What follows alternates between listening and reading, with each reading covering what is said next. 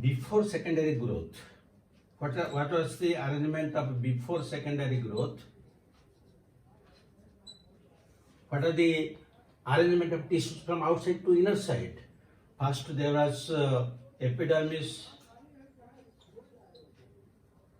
then hypodermis, then cortex, then endodermis, then pericycle, then we'll get the primary phloem,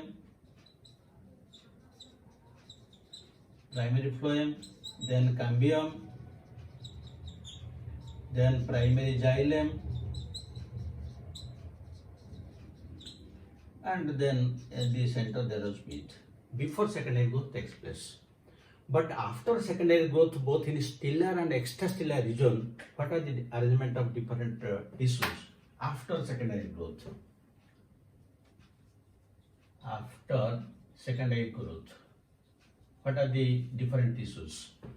Now, the outer one, because the epidermis and hypodermis will be degenerated, so the outermost part will be cork or phloem. Then inner to it is the cork cambium or phellogen. Then there will be secondary cortex or phelloderm. Then there will be primary cortex. Then below primary cortex there will be endodermis. Then pericycle. Then below pericycle, inner to the pericycle, there will be primary phloem. Then there will be secondary phloem. Then there will be cambium. Then there will be secondary xylem. Then there will be primary xylem. And then there is the central part pit. That pit is already ruptured. So this is the arrangement of the different tissues. Now, the tissues, this is the arrangement before secondary growth. This is after secondary growth, both in the stellar and extrastellar region. Now, what is cork and what is bark? You see, this is the cork cambium. So, outer to this cork cambium is only this is there. This is cork or phloem. So, this is known as cork. But what is bark? Bark means all the tissues present outer to the cambium. That means the entire portion up to this, this is known as bark. That means cork is a part of bark. While cork consists of only dead cells which are suberized, the bark consists of both living as well as dead cells. Because here see, when the cambium produces new cells, it will give rise to secondary phloem. Then outer secondary phloem there is primary phloem. Outer to it there is pericycle, then endodermis, then primary cortex. Then outer to primary cortex there will be phelloderm or secondary cortex. Then there is a phellogen or cork cambium. Then outer to it there is a cork. Now what is the purpose of explaining you this in detail? Because from this some important questions can be asked. What are the different tissues present in bark? This can be a very good question.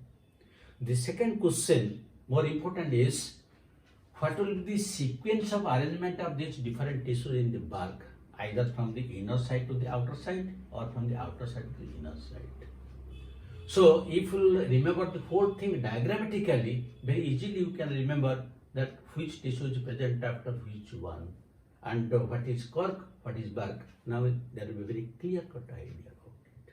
And I hope you have understood it perfectly. Now the next thing of our discussion is, once the cork is formed, it is a dead cells, suberized, impervious to gases. Then how the internal tissues, the living tissues which are present inside, will get oxygen for their respiration. then again it will becomes a difficulty for the plant body. That is why the periderm, because this part is known as periderm, the cork, cambium, and secondary cortex, this is known as periderm. So the periderm will rupture some places to form some lens-shaped structures known as lenticels, which are meant for gaseous exchange. So if you draw that diagram here,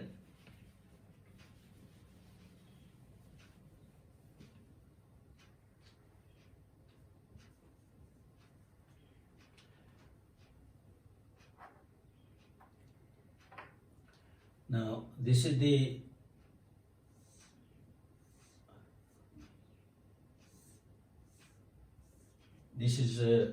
phelogen, and it will give rise to secondary tissues toward the inner side. This is secondary cortex, and outer to it there will be some dead cells. These are the dead cells known as cork cells or phloem.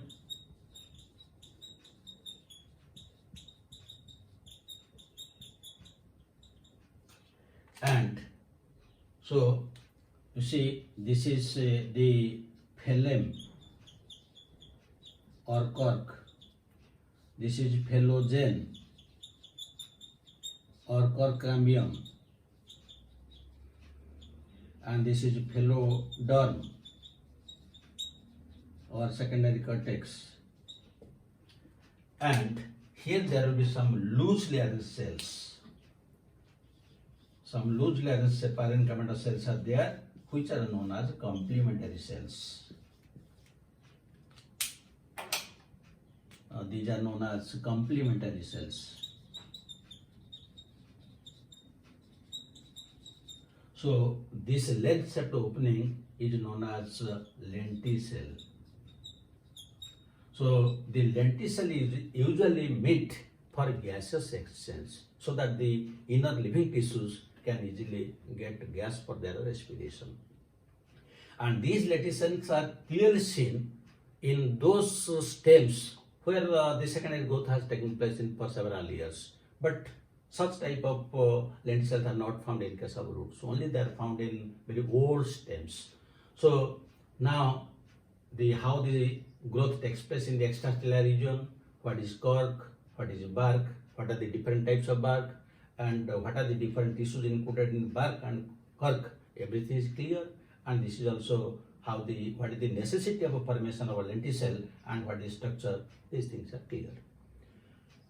Now then, sometimes what happens, the cork cambium, it stops its activity after some time, and inner to this cork cambium, then another layer of cork cambium arises.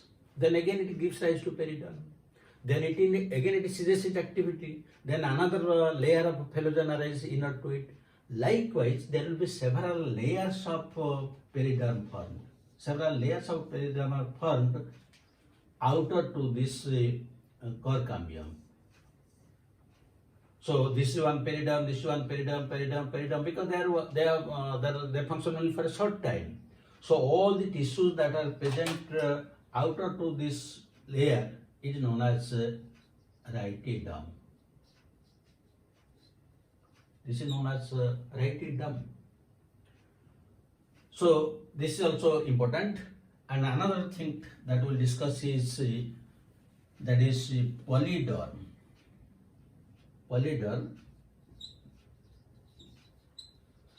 Polyderm is a protective tissue found in the underground stems and roots. It is found in underground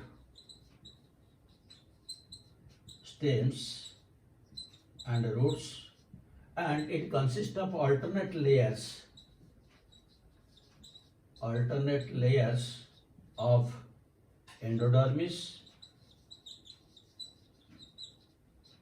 and pericycle. So one is rhytidome, the other is polyderm, then another is storiedcork. The storied cork is found in case of the perennial monocots. Storied cork. Earlier I have told you that there is no secondary growth in case of monocot plants except Dracena and Yucca.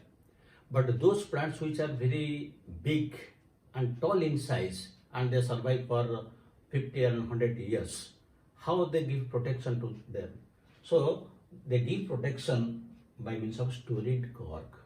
And the storied cork is usually found in case of the palm trees or coconut plants which are very tall and they survive for several years. So now the discussion about the secondary growth in the extracellular region is complete. Now let us discuss questions.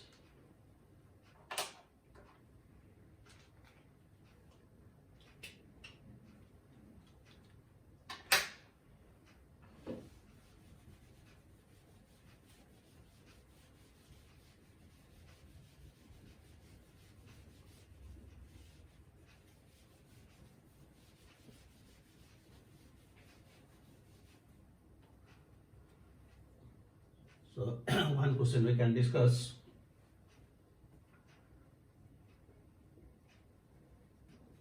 Which of the following is formed as a result of redifferentiation?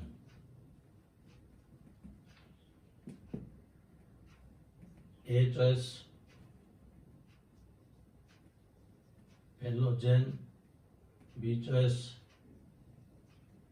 phelodon, C choice interfascicular cambium,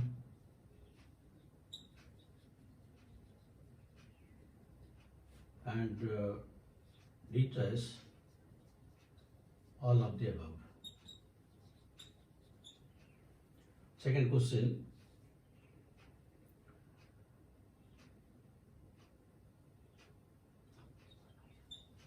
Scaly barks are found in A choice mango, B choice betula, C choice maize, D choice guava. So you will be able to answer both the questions because we have discussed these things during our discussion. Thank you very much for watching the video. God bless you. Have a good day.